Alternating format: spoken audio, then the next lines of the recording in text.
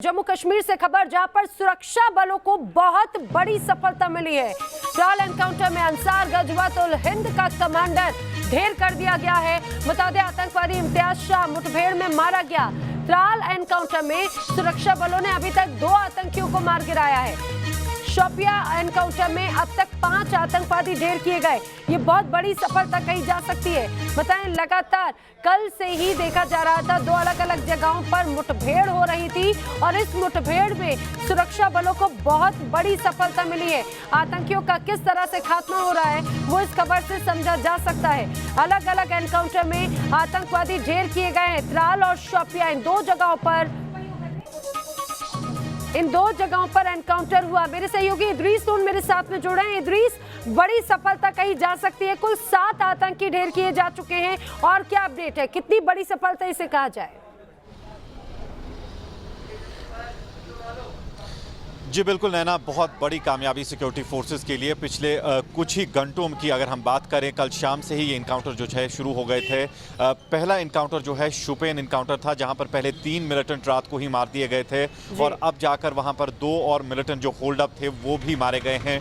Total शुपेन में 5 militant अभी तक मारे गए हैं। सर्च ऑपरेशन सिक्योरिटी फोर्सेस का अभी भी इलाके में चल रहा है, हालांकि फायरिंग जो है रुक गई है।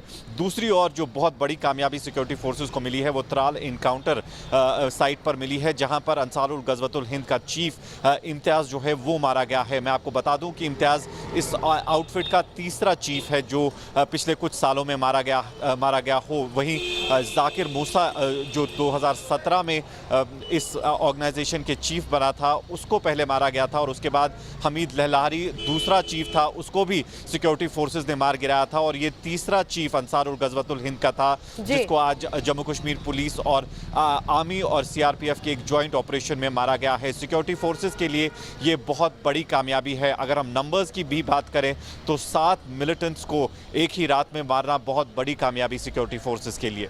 बिल्कुल, 7 आतंकियों को ढेर किया गया है, बहुत बड़ी सफलता है। लेकिन इदरीस, क्या अभी भी सर्च ऑपरेशन या मुठभेड़ जारी है? और जिस तरह से आप बता रहे हैं कि गजवत उल हिंद का कमांडर ये ढेर किया गया, किस तरह की भूमिका अभी तक की रही है? क्या इनके और भी कुछ प्लानिंग्स थी? इसके बारे में भी अपडेट करते चले।